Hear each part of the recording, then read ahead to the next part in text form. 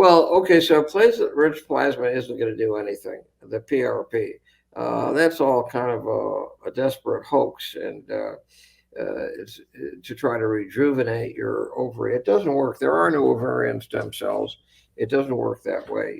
The eggs were made when you were a fetus, and they're in a primordial follicle stage, and all you can do by messing with them is by making them even worse.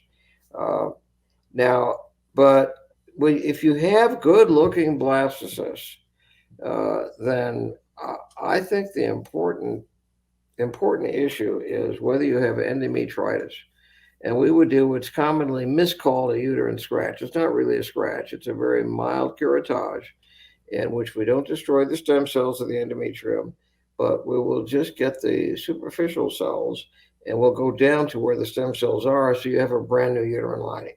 So one advantage of that curettage is that the human is the only animal that depends for implantation on a brand new uterine lining every month. That is, women menstruate and animals don't. And so there's something peculiar and different about the human embryo that it needs a fresh, brand new lining every month in order to implant. And if there's a faulty sloughing, then your uterus may not be receptive to the embryos.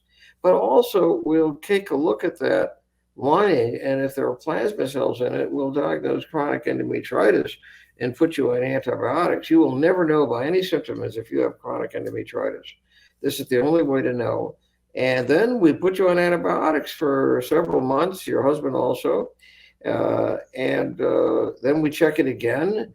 And usually what we'll see is the endometritis is cured. And then we'll put the embryos in, and then they implant.